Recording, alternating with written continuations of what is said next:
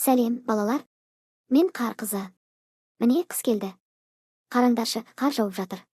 Сендер қысты жақсы көресіңдер ме? Онда қармен ойнайық.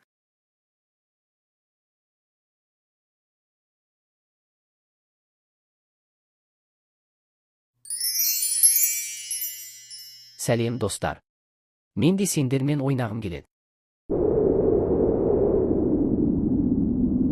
Ой, менің шарфым ұшып кетті.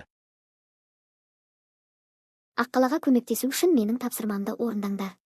Қардың астында не жасырылғанын табайық. Бұл не? Оны қашан киеміз? Бұл не?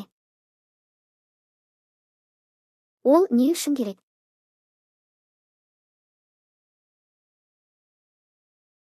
Бұл не? Оны не үшін киеміз?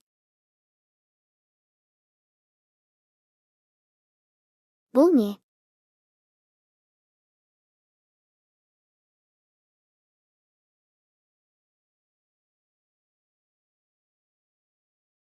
Рахмет, достар.